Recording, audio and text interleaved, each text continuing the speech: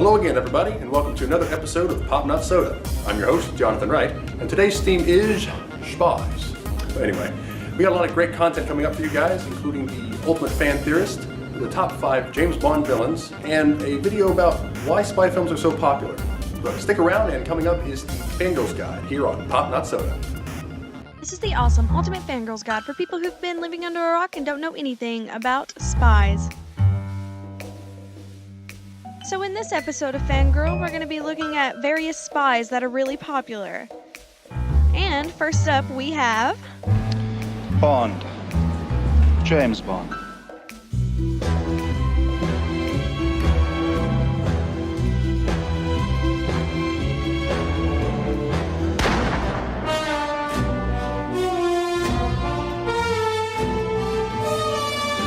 James Bond is one of the most popular spies. He's known for seducing women and being very witty. I thought it was always polite to knock first, before shooting. Honey, from our very first meeting, was everything her name implied. She clung to me like a wet bathing suit. But business as usual came first. The pace was killing. Next up, we have the hilarious Men in Black. You know your kid won the goldfish in that little baggie from the school fair, and you didn't want that nasty thing in your house, so you flush it down the toilet?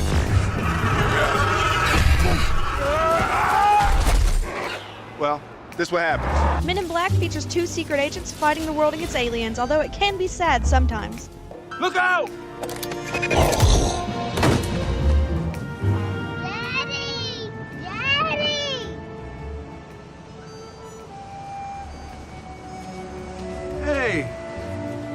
Hey, my name's Kay. What's your name? James. James? That's a nice name. Where's my dad? What do you got there? What is that? My dad gave it to me. We talked to lunch.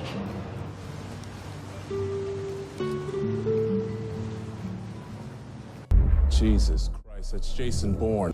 If you don't know Jason Bourne from the hilarious meme going around the internet right now, then you would know him from the Bourne series. They don't make mistakes. On his terms. He's doing exactly what he said he'd do. He's coming for us. The series follows a secret agent named Jason Bourne, who has many different identities, but he cannot remember them. Why are they still after me? I don't know. We can play these games forever. Yeah, he's not in front of you. You can't see it. Forget it. He's gone. Let's play a little offense. You have no idea what you're getting into. They know you're here and they're coming for you now. How long do I have? The book series of Jason Bourne has 14 books, but as of now, the film series only has 5 movies.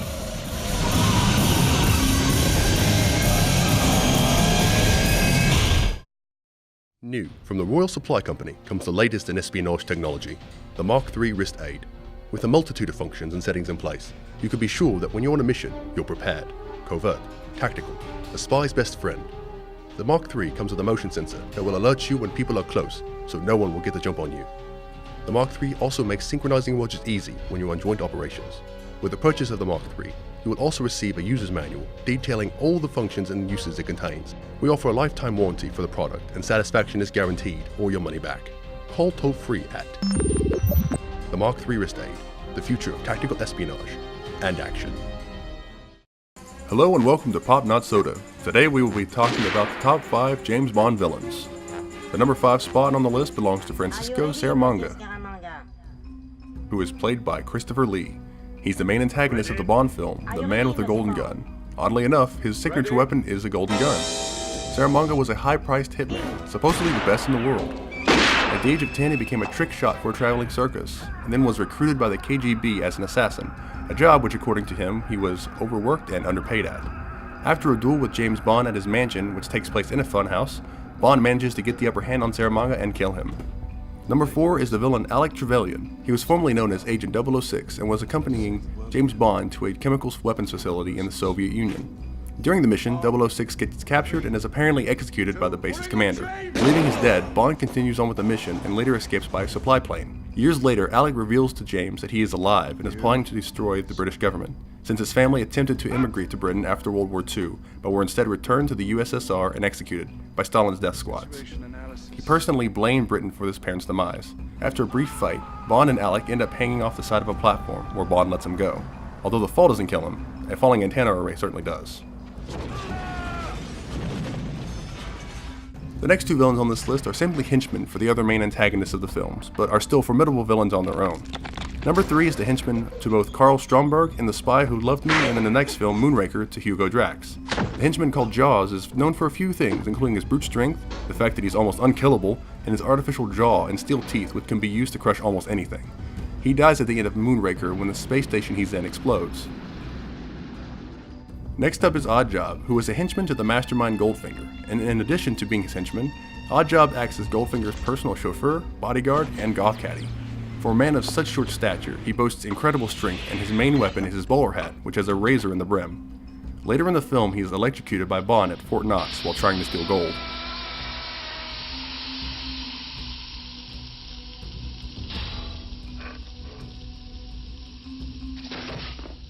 Number 1 on this list is Franz Oberhauser. He was portrayed by Christoph Waltz in the 2015 Bond film Spectre, and proved to be an extremely formidable Bond villain. Believing that Bond supplanted his role as son, Oberhauser killed his father and staged his own death, subsequently adopting the name Ernst Stavro Bolefield, and going on to form the criminal organization known as Spectre.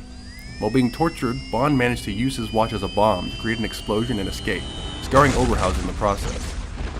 At the end of the film, Oberhauser crashes his helicopter and while crawling away from the wreck, tries to get Bond to kill him. Bond refuses and walks away, at which point, Oberhauser is arrested. And that's all for now. Stay tuned for more Pop Not Soda. Welcome to Pop Not Soda Spy Trivia. I'm your host, Jonathan Wright, and we have two teams here today going to answer a few questions about spy movies. On this team side, we have Team 1, and on this side here, we have Team B. So we have a series of 4 categories they could choose from, each of which have 3 questions. Each team takes turns picking a category. Now, they must answer the question within 10 seconds, and if they don't do so, the question goes on over to the other team and they get a chance to steal. So we're going to start off with Team 1, because, they're first. We have, of the 4 categories we have here, we have Spy Kids, Men in Black, Austin Powers, and James Bond. So which ones would you like to answer? Which questions? We'll do Spy Kids first. Spy Kids. Spy Kids it is. So let's start with question number 1. What secret government agency did the Cortez family work for? I didn't research that far. You're the Spy Kids genius here. Don't remember. The CIA. Incorrect. All right, over to the other team, Team B. Is it the FBI? Incorrect. That is the OSS. Oh. Come on, guys. World War II even had the OSS. Anyway, question number 2. What is the name of Carmen and Junie's real uncle? Machete. Correct. Now, awesome. The last question for this category. What was the name of the device needed to create the robot children? This is in the first Spy Kids movie.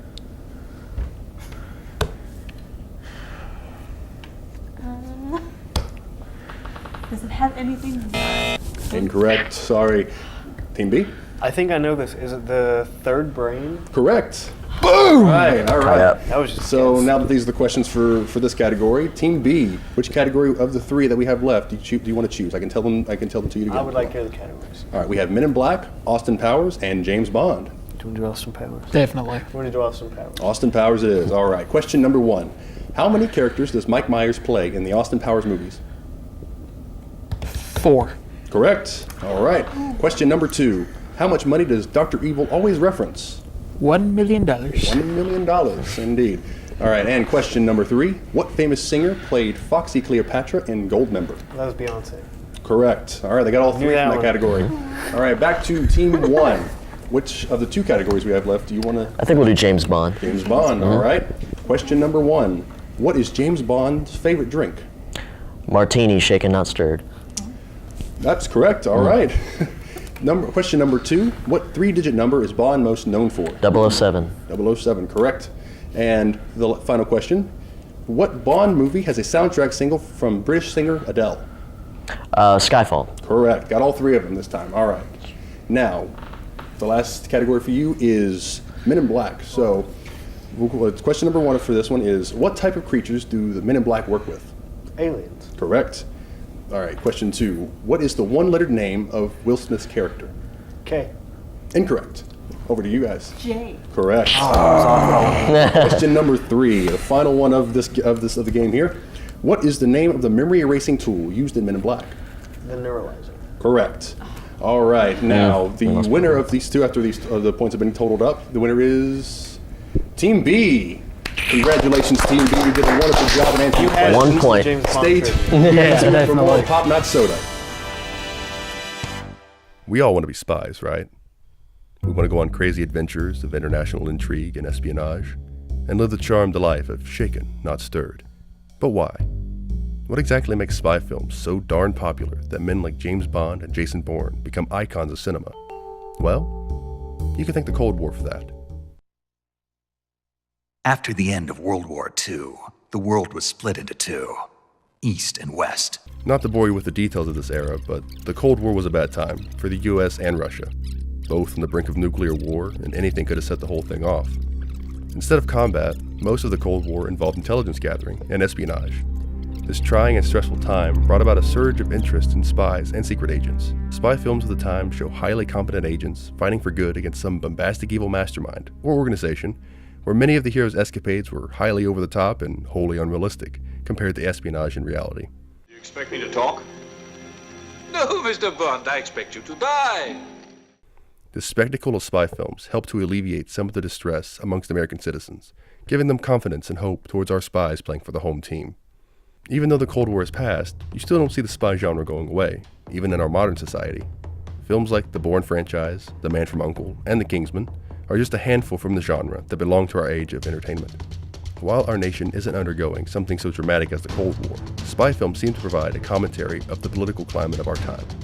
Like how spy films of the 1960s reflect the anxieties and insecurities felt during the Cold War, modern spy films show us our anxieties about our own government. Everyone today are at odds about politics, and our very own government comes off as untrustworthy, even at the best of times. This environment where morality seems kind of blurred and not everyone knows the whole truth is reflected in spy films of today, like the Bourne franchise, where the titular character's enemy is his own nation. The spy genre of film is an unusual one. Stemmed from uncertain times, spy films show us what we fear most, as well as a sense of catharsis when we see the hero save the day. When we see the hero overcome their challenge, it encourages us to face our troubles with confidence that there is something better ahead. After all, we all have a little bit of spy in us. And now, back to more Pop Not Soda. Who doesn't love a good comedic film every now and then? A hearty chuckle is good for the body. And what about a movie where the whole premise is a giant joke? That is every movie in the Austin Powers trilogy. Every movie is a parody of a James Bond movie. With just 3 films in the trilogy, you think ranking them from worst to best would be easy. Yeah, baby! Yeah. Well, no, that's not the case. Every movie is a masterpiece, so a ranking is almost impossible. So here's my impossible ranking of every Austin Powers film. At number 3, we have Austin Powers: The Spy Who Shagged Me. Much like ranking your children, it's hard to pick a least favorite. But, much like your least favorite child, this movie doesn't bring a lot to the table. The jokes in this one are a bit forced even for a comedy. And the beginning of this movie totally wipes clean the plot of the last movie, which is a way to start back from the beginning, but kinda cheapens the franchise altogether. There are laughs in this one, but they are mostly cheap chuckles that make references to other movies or pop culture in general. In at number 2, we have Austin Powers and Goldmember, which had the best female lead of all the Austin Powers movies. The Queen herself showed up for the last installment of the franchise. This movie finally gave Austin Powers a backstory. It also had a wicked twist that no fan was expecting. Goldmember is super budgeted and way overproduced, but it used every dollar wisely. The jokes were perfectly timed, and the movie's ending put a bow on the best parody movie trilogy in all film history. And at number 1, we have Austin Powers: International Man of Mystery, the classic that started the franchise. This movie was a landmark. Before this movie, parodies were a joke. I mean a joke to make, because they made no money, so no one wanted to back them. It was the perfect parody that set the mold for others after. This film had quality jokes, kooky action, and double entendres that are still talked about at the workplace cooler today. This movie was the perfect trailblazer to start a franchise with. 10 out of 10, would recommend any day of the week. If you haven't watched any of these Austin Powers movies before, I highly recommend. They're a classic comedy that no one can miss. They make so many great references to pop culture that may be a little bit before your time or after your time. but will hit the mark regardless. Thank you for watching, and please enjoy the rest of Pop Not Soda.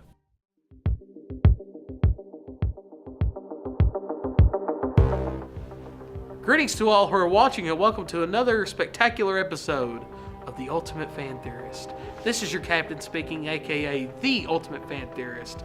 And as you can see, I'm standing in front of this vault here. And this particular vault belongs to somebody who is planning to take me and my show down. And they actually have a plan, a diabolical plan, written on paper that's actually behind this vault. And right now I'm trying to crack it open to make sure that their plans are foiled. But on today's episode of The Ultimate Fan Theorist, I'll be discussing 3 bizarre fan theories of the James Bond film series. Fan theory number 1, James Bond is Ian Fleming. There's much debate surrounding the character of Bond and who he was originally based upon. Some have theorized that 007 is a fictionalized version of real-life MI6 agent Bill Dunderdale, a close friend of author Ian Fleming, and notable for his love of fast cars and easy women. Others, however, believe the character is based on World War II spy William Stevenson, but the most realistic and arguably most exciting theory, however, is that James Bond is actually based on the author himself. Fleming and Bond share a series of notable traits, not least of which they were both globe-trotting adventurers who served as commanders in the British Navy. They smoked the same cigarettes, preferred to drink coffee over tea, and it's been said they even shared the same taste in exotic women. And I guess you could say this theory makes perfect sense because now, if this theory is correct, we are now actually getting a better look at who the author really is. Fan theory number 2, Sean Connery is Daniel Craig's father. This fan theory doesn't require all that much speculation. In the 2012 film, fans are given a brief look at the gravestones of Bond's parents. His father's headstone reveals his name to be Andrew Bond, but it doesn't specify a middle name. The theory goes that his full name was Andrew James Bond, and that he was one of MI6's finest agents until his retirement following the You Only Live Twice mission.